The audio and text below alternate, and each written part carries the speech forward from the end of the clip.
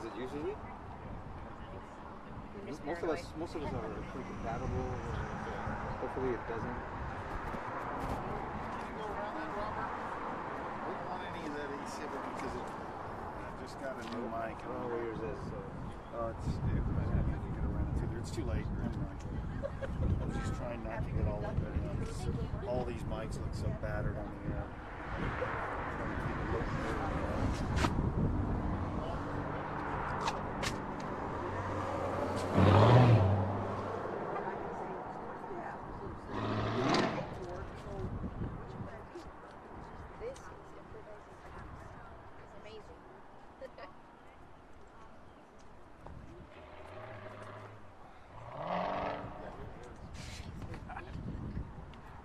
Last one is the great idea.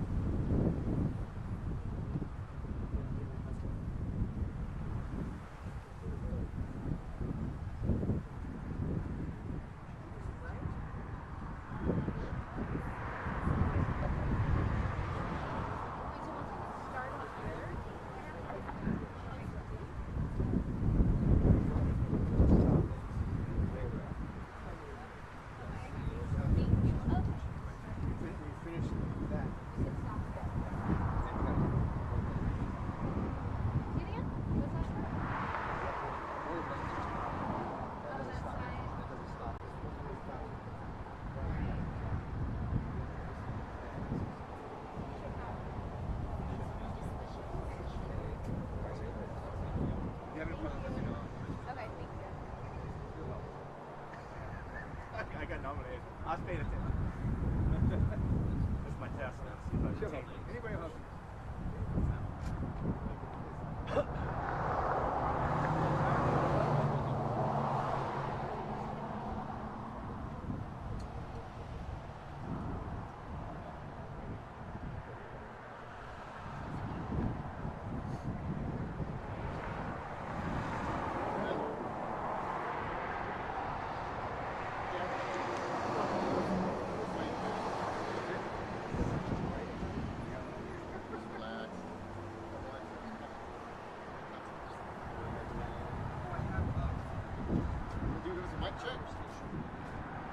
I'll give you all mic checks since we're close to the noon anyways. Hello, hello, hello.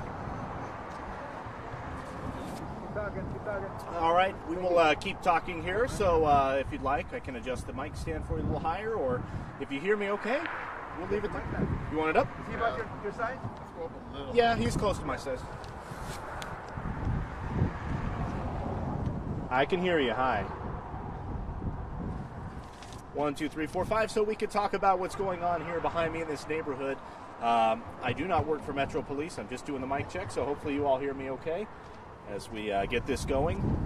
We are just moments away. The lieutenant is just around the corner. Good. All right.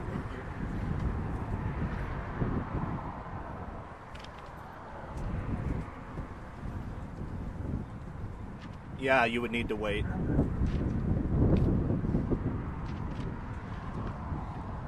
Just one.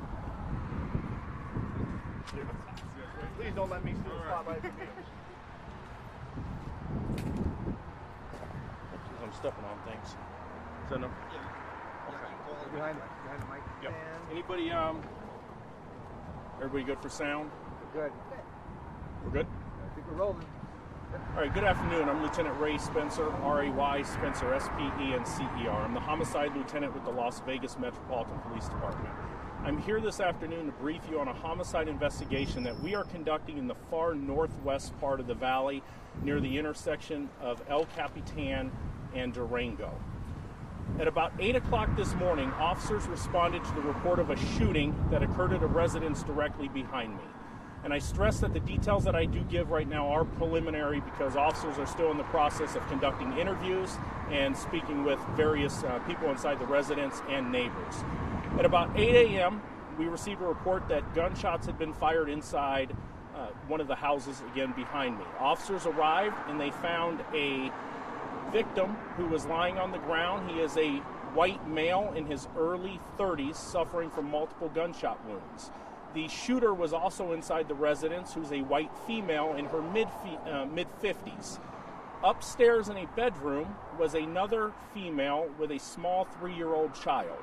So the relationship inside the residence is the owner of the residence had her daughter and grandchild at the residence when the ex-husband showed up for a supervised visitation. So that's the ex-husband of the daughter. The male went through the hour-long visitation with his child, and after the visitation, there was some type of disturbance downstairs between the victim and the shooter. At that point, multiple gunshots were heard upstairs by the daughter of the shooter, who then called 911. When officers arrived, they were able to safely take out the female from upstairs along with the child, and also took the shooter into custody, where she currently is in custody being interviewed by detectives at LVMPD headquarters. With that, I will take a couple questions, but again, it's an extremely dynamic situation at this point where we're still conducting multiple interviews. Clarification then. The shooter and the suspect's the shooter and the victim's relationship are what again? So let me just clarify a little better. So you have the shooter is the mother of the female who was upstairs. So you have an adult female, and she's the shooter's also the grandmother of the child at the house. So what would be her ex-son-in-law is who is the deceased. That victim arrived at the house for a supervised visitation with the child, and then the gunshots were heard downstairs. So that's what we're trying to determine at this point. What provoked the disturbance? Right now, we do not know. That's what we're trying to figure out right now. We just, within the last 15 minutes, obtained a search warrant to get inside the residence so we can examine the body and also the physical evidence at scene. So we're still trying to interview the female to determine what occurred, and also the witness who was upstairs and what she heard, along with neighbors. Is there a possibility there was self-defense involved? Again, it's too early for me to get into that, as far as I don't know what led up to the gunfire. So until we can get inside the residence and process it, speak with the people involved, it's too early for me to say. The victim's ex-wife, did she live in the house with her mother? The victim's ex-wife does live at a different address. It appears that she was here for the visitation. Is there restraining orders or anything involved here? Are there temporary protective orders? No, there are no protective orders or anything that has been brought to my attention at this point. Yes. Is the victim or the shooter, we have heard possible reports that they are Metro or former Metro. Are you able to confirm if there are any involvement there? So the actual shooter, the female who is in custody at this point, being interviewed as a former Metro police detective. She is retired approximately 2 years ago from the agency, and that is going to be who the shooter is at this point. Was he armed as well? Again, I don't know specifics. I do know we have one gun I know of that is inside the residence, but I believe that firearm is her firearm, so I do not know specifics as far as if he's armed with any weapons until... How many times was he shot? multiple. I don't have a specific number at this point. The 3-year-old, is it a boy or a girl? I'm sorry. I believe it's a... I'd have to check. I'm not sure. I believe it's a boy, but I'd have to look. He's a parent of 2 children with that girl, or what? Who's here to see what? The deceased is the parent of the child who was through the visitation. There is only one child. So right now you're not considering the shooter a suspect? At this point, it's too early for me to give a statement on that. We're still in the preliminary stages of this investigation. Until we can analyze the evidence and conduct all the interviews, I can't make a determination on if charges are going to be filed or what the outcome is going to be. Within the next few hours, I should have an answer to that. As far as it goes for her being armed, being a retired police officer, you actually can legally carry a weapon. So that part of it, would that be part of the investigation as to, being disabled or whatever? So just to clarify, her being a retired police officer is no different than any other person inside their home. So any person inside their home has the right to possess a firearm. So her being in possession of a firearm there's no concealed weapons issues whatsoever. The fact that someone's inside their house with a firearm, they're well within their right to do so as any private citizen. The child witnessed the shooting. No, the child and the mother of the child were upstairs. So the only people downstairs is the victim and the shooter. Did he ever get to see the child, or did this unfold prior to him even seeing the child? Yes, he had seen the child. It concluded the hour visitation when this incident occurred. Was he why they met here? Why they met here, I don't know the specifics as far as why they met here. So with that, I'll take one more Is question. he a resident here from Las Vegas? Did he ever live in this house before? He is a resident here of Las Vegas. As far as I don't know if he lived in the residence before. So within the next couple hours, I should have a little bit more information as far as what the outcome of this investigation will be. And at that point, I can share it with that. Come back out here and see us. Yes. Is it going to be another press conference? Again, I'll come out in the next within the next couple hours and just update you on what the final status of the investigation will be. Yeah. Tonight, you guys need it. Yeah. Thank you. You're welcome. Yeah, let me out. Thank you. Thank you, sir. You're welcome. Yes. Say that again. Thank you. I didn't want all that to sit on there anyway. We're gonna go. You guys, at this point in the scene has been broken down. We're not preventing at this point anybody from coming in. The original scene was a wide perimeter. I have since brought down the perimeter. As long as you do not cross the tape, there's no restrictions on where you can go. No, the officer. Oh, he's saying that we can go in? I said we can. Put it nice. You just said we could go in? Yes. No restrictions, just don't. Okay. Oh, 5. Channel 5, Channel 5. There you go. Oh, thank you.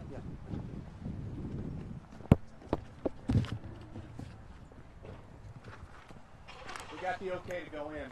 Just don't go across the tape. Great. Is that after lunch? We should probably just go in there and get some video now.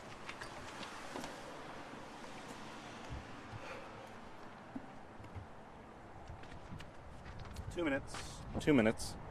Were you listening in on that at all?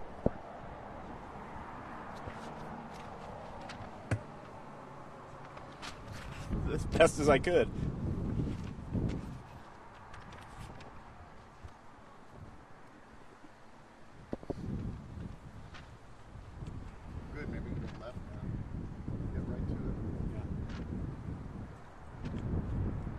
Yeah, after the visit. She's ex-Metro.